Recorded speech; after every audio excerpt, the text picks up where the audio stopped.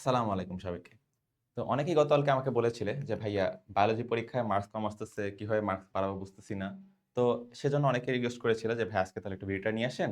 যে কিভাবে বায়োলজির খাতাটা আসলে লেখা উচিত বা সিকিউ কিভাবে লেখা উচিত?" তো আমি আমার নিজের এইচএসসি পরীক্ষায় বায়োলজিতে ১৯৪ পেয়েছিলাম। তো এজন্য হচ্ছে তোমাদের শেখাবো যে কিভাবে আসলে বায়োলজির খাতা প্রেজেন্ট করলে টিচার একটা ভালো মার্কস দিতে উৎসাহী হবে। ঠিক আছে? তো শুরু করি। ১ম এই আমরা একটা জাস্ট একটা এক্সাম্পল দিয়ে তোমাদের দেখাবো। একটা চ্যাপ্টারের এক্সাম্পল দিয়ে তোমাদের একটু বোঝানোর ট্রাই করব। আশা করি তোমরা বুঝে ফেলবা যে কিভাবে আসলে খাতাটা সাজাতে হয়।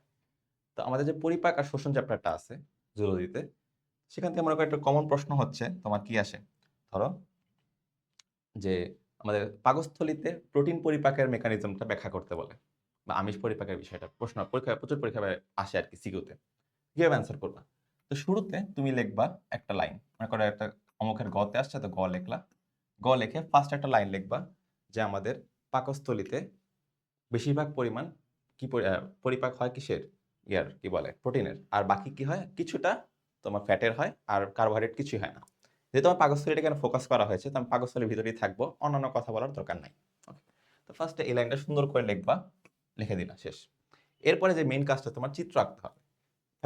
বায়োলজিতে পরীক্ষা দিবা, বিশেষ করে চিত্র যত দিবা তত হচ্ছে তোমার মার্কসটা বেড়ে যাবে। তুমি যদি মনে করো একটা ৩ মার্কের অ্যান্সার করলা, সেখানে তুমি ফিগার না দাও, তাহলে তোমার সেটাকে হাইয়েস্ট ২ আশা করতে পারো। ৩ আশা করতে গেলে তোমাকে অবশ্যই একটা ফিগার এনশিওর করতে হবে। তো ধরো এখানে কি করবা? শুধুমাত্র একটা পাকস্থলীর ফিগার এঁকে দিবা। পাকস্থলীর ফিগার অনেকটাই সহজ। ফার্স্টে কি করবা? এরকম করে একটা লাইন দিয়ে দিবা। সামনে একটা লাইন দিবা, নিচে একটা লাইন দিলা, আর এখানে মোটা একটা অংশ করে দিলা। শেষ। অনেক সহজ কিন্তু একটা ফিগার। ঠিক আছে? এই ফিগার দেওয়ার পর নিচে অবশ্যই চিত্র কি? কিসের চিত্র এটা লিখতেই হবে। কিসের চিত্র এটা কিন্তু মাস্ট লিখতে হবে। কারণ তুমি যখন ড্রয়িং লেভেল কথাটা উল্লেখ করে দেবে বা উল্লেখ না করুক, তুমি একটা চিত্র দিলে অবশ্যই নিচে চিত্র কিসের চিত্র দিচ্ছ, চিত্র পাকস্থলী বা সামথিং এটা কিন্তু লিখতে হবে। নাহলে কিন্তু টিচাররা মার্কসটা কমিয়ে দেয় আবার। তো ফার্স্ট একটা লাইন লিখলা, একটা চিত্র দিলা। দেন তুমি করবা কি? দেন তুমি লিখবা হচ্ছে পাকস্থলীতে কি প্রোটিন পরিপাক বা আমিষ পরিপাক। এরকম লিখবা। এরকম করে এইরকম একটা আমি যেভাবে লিখছি। দেখো পাকস্থলীতে আমিষ পরিপাক এটা কি হিসাবে লিখবা? নীল কালিতে লিখবা। ওকে? নীল কালিতে জিনিসটা হাইলাইট করে ফোকাস করবা যাতে টিচাররা দেখে। না তুমি যে টিচারের প্রশ্নে যে প্রশ্নটা অ্যান্সার চেয়েছে আরকি।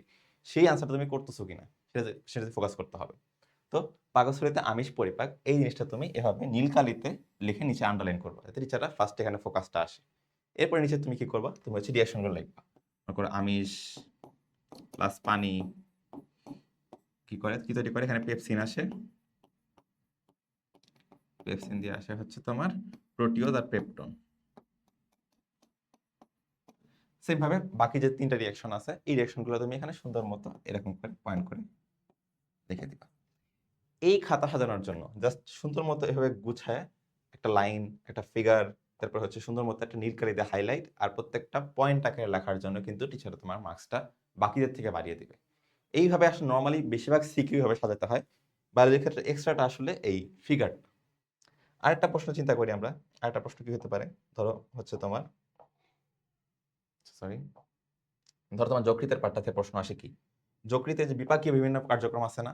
গ্লুকোজের হতে পারে, দেন হচ্ছে আমিষের আছে, ফ্যাটের আছে, আরো বিভিন্ন কার্যক্রম আছে। সেই কার্যক্রম নিয়ে একটা সিকিউ অবশ্যই আসে।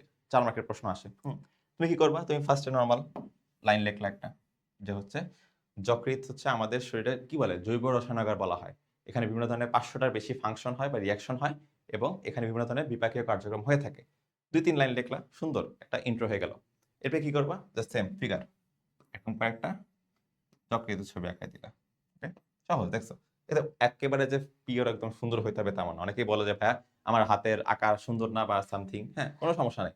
তুমি জাস্ট বুঝাইতে পারলেই হইছে যে এটা একটা ফিগার। জাস্ট ফিগারটা দিছো এতে আসলে টিচাররা খুশি থাকবে। ঠিক আছে? তাহলে সেম নিচে লিখবা কি? চিত্র, যকৃৎ। লিখে দিলা। তুমি যদি হাতের আঁকা সুন্দর হয় প্র্যাকটিস করে আরো সুন্দর করতে পারো। ঠিক আছে না? তো এটা গেল এটা লেখার পর। এরপর কি করবা? সেম আবার তুমি লিখবা হচ্ছে যকৃতের বিপাকীয় কার্যক্রম। ধরো লিখলা। সেম নীলকালি দিলা। নীলকালি দিয়ে সুন্দর মতো হাইলাইট করলা জিনিসটাকে। এরপরে ১ম যেটা লিখবা, ১ নাম্বার দিয়ে সুন্দর মতো এভাবে গোল দিবা। লিখলা হচ্ছে শর্করা বিপাক। এরপর করবা কি? এটা দিলা। এরপর এই দেখো এখানে যে জিনিসটা দিচ্ছে দেখো এটা কিন্তু এটা সাব টপিক, তো মেইন আনসার এটা সাব টপিক এটা, তাহলে এটা কিন্তু পুরাটা হচ্ছে তুমি সেম দাগ দিবা না অলওয়েজ, তুমি করবা কি আরেকটা এরকম ডাবল একটা লাইন দিলে, কিন্তু দেখো সেম না, কিন্তু এটা সোজা গেছে একটু বাঁকা গেছে, অলওয়েজ দুইটা দাগ আলাদা ডিফারেন্সিয়েট করা ট্রাই করবা যাতে টিচাররা বুঝতে পারে যে কোনটা আসলে তোমার মেইন আনসার কোনটা তোমার সাব আনসার। ঠিক আছে, এরপর হচ্ছে সরকারি বিভাগের পর মনে করো এখানে একটা অ্যারো দিয়ে লিখে দিলা অমুক তমুক অমুক বিভাগ করে গ্লাইকোলাইসিস, গ্লাইকোজেনেসিস, গ্লুকোনিওজেনেসিস, অনেক কিছু আছে, তো এগুলো আমরা করে পয়েন্ট করে লিখে দিলা।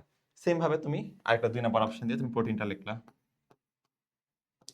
লিখলা সেম এখানে এরকম এরকম দিয়ে লিখে ফেললা, বাকিগুলো লিখে ফেললা।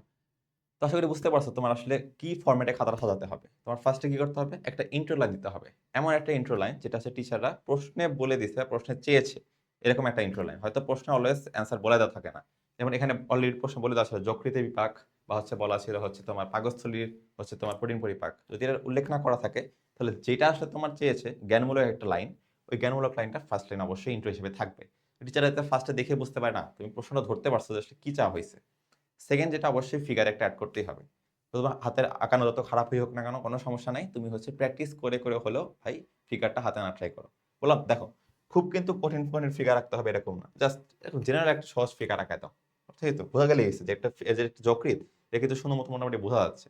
তুমি যখন করলে একটু এদিক এদিক একটু এদিক এদিক করে মনে করো একটু আঁকা ঝাঁকা করে বুঝাই দিলা যে না ভাই একটু এটা হচ্ছে যকৃৎ বোঝাচ্ছি আমি, সেম পাকস্থলী যেটা আঁকাইছি আমি এরকম একটা আঁকাই দিলা, হ্যাঁ বা একটু সুন্দর করে আঁকাইলা, তাহলে তোমার বুঝতে শুরু এতে টিচাররা বুঝতে পারে যে তুমি অ্যাটলিস্ট ট্রাই করছো ছবি আঁকানো। চিত্র দিলা, চিত্র দেওয়ার পর তুমি হচ্ছে ব্যাখ্যাটা দিবা কিভাবে, পয়েন্ট আকারে বুঝায় কিভাবে একটা মেইন টপিক একটা sub topic, main topic sub topic, আর এত রিয়াকশন ছিল রিয়াকশনগুলো এত সুন্দর মতো বুঝাই দিবেই। আর নীলকালি অবশ্যই ইউজ করবা, নীলকালি দিলেই হচ্ছে আসলে টিচাররা অনেক বেশি জিনিসটা গুছানোভাবে পছন্দ করে। তো এই পর্যন্তই ছিল, আশা করি সবাই বুঝতে পারছো, এরপর কোনো ডাউট থাকলে অবশ্যই কমেন্টে জানাবা। ঠিক আছে, আল্লাহ হাফেজ।